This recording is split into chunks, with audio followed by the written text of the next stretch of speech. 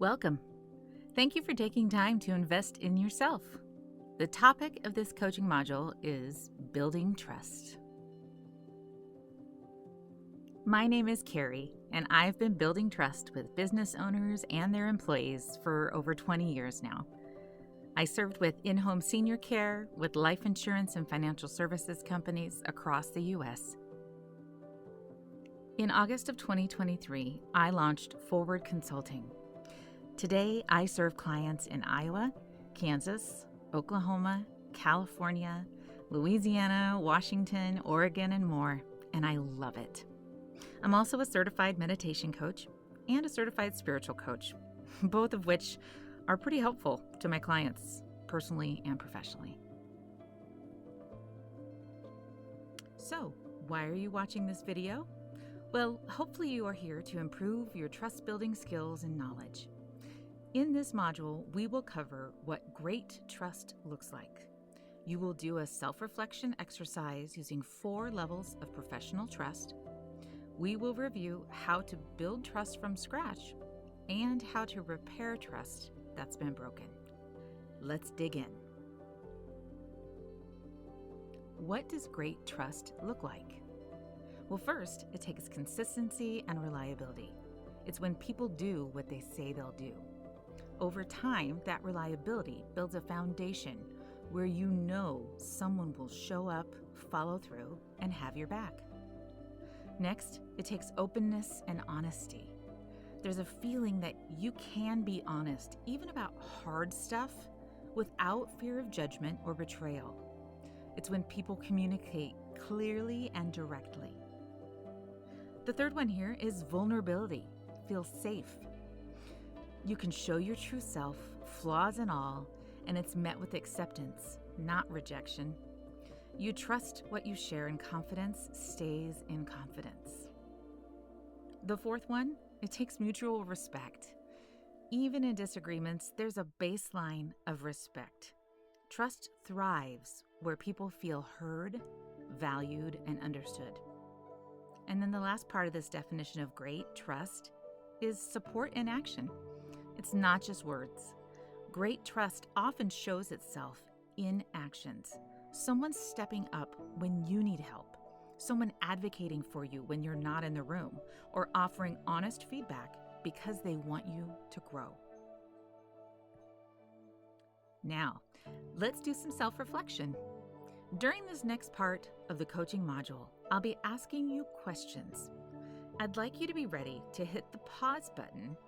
Take a moment to write down your answers, to reflect on each of these categories, and then push play again when you're ready. Grab a pen, grab some paper, and let's begin. There are 4 areas that we're going to self-reflect on, and they are self-reflection and awareness itself, understanding other people's perspectives, communication and relationship building, and the 4th one is strategic influence and action planning. Our first assessment category is self-reflection and awareness. I'm going to ask each question, and then I encourage you to hit that pause button when I'm done reading the questions and take some time to answer these. Be honest with yourself. When you have your answers complete, come back and press play again, and we'll move on to the next slide.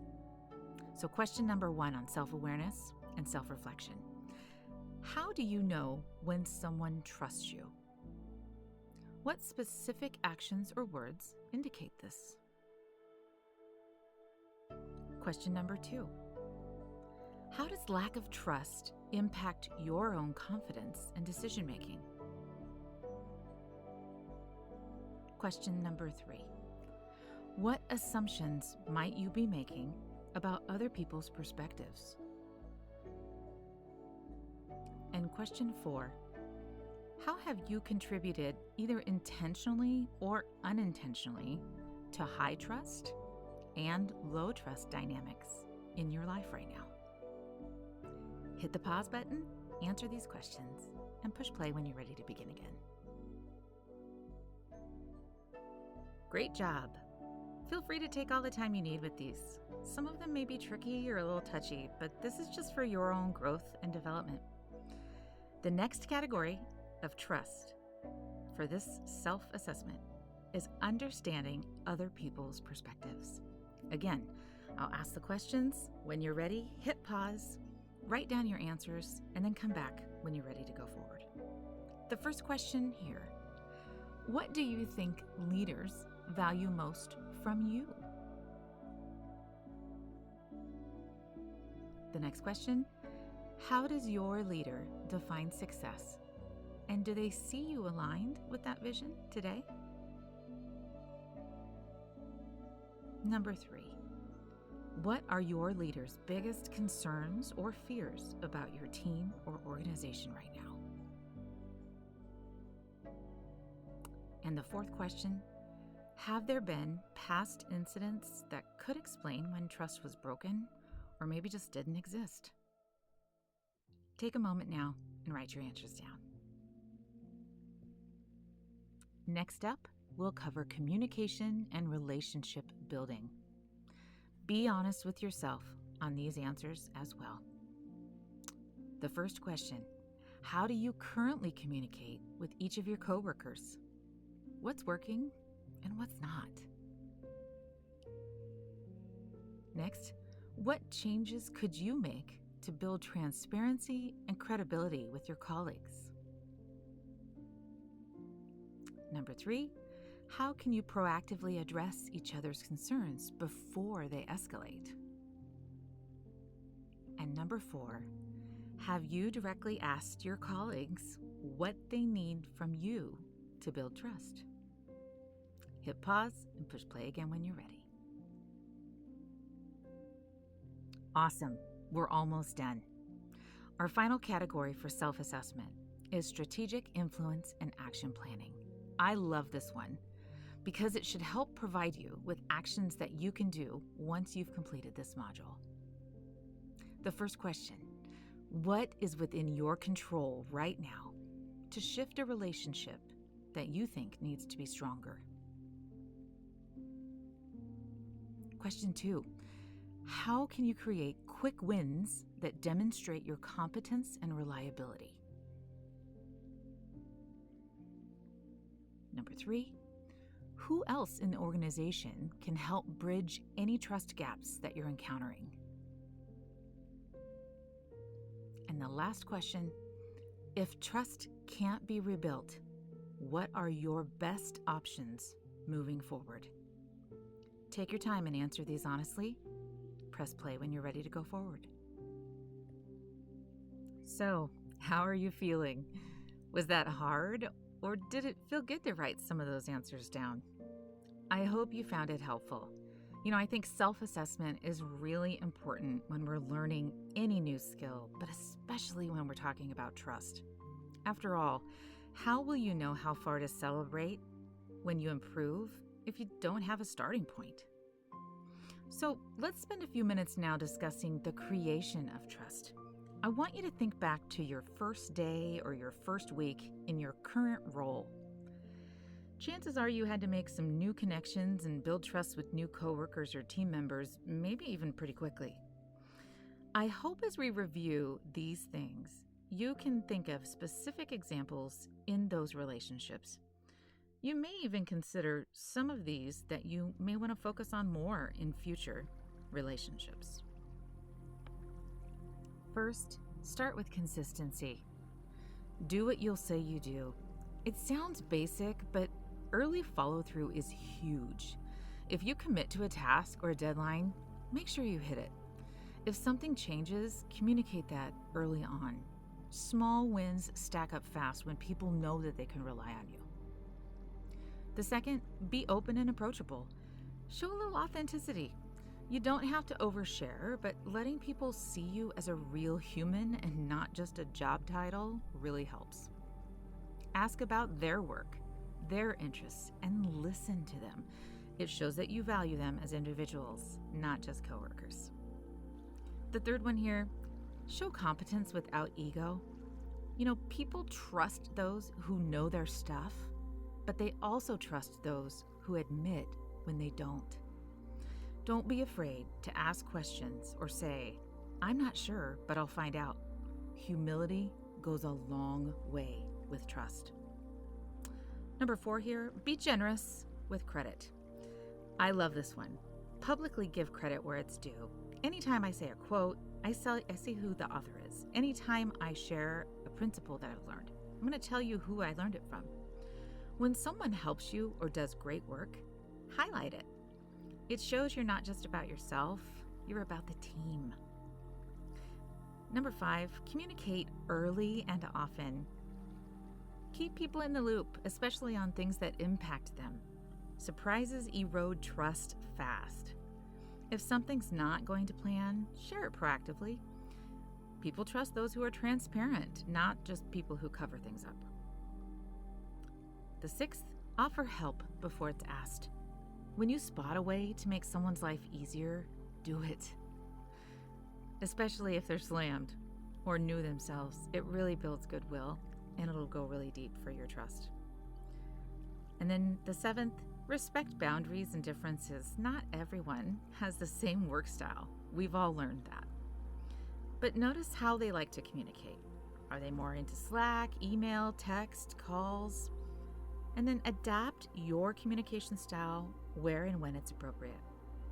Trust grows when people feel respected for who they are and what their preferences are.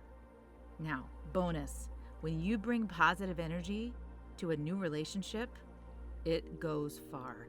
Enthusiasm, optimism, and encouragement, they're all contagious. People tend to trust those who bring positive intent to the table. All right, let's get real. When trust is broken, there are times it can seem impossible to rebuild it or heal it. For this topic, I want you to consider any relationship in your life where trust was broken, either by you or towards you. How many of these did you display or experience when you went through that? In the words of Cher, if you could turn back time, what would you do differently? Or do you wish that they had done differently towards you? Remember when I said humility goes a long way? Number 1, you got to own what happened completely. Take responsibility for your part without deflecting or minimizing or making excuses. Even if it wasn't all on you, you got to acknowledge what was. An example of this is by saying, hey, I recognize I didn't follow through on that project or XYZ, and that affected you and it impacted your team. The second one here, be transparent about the why.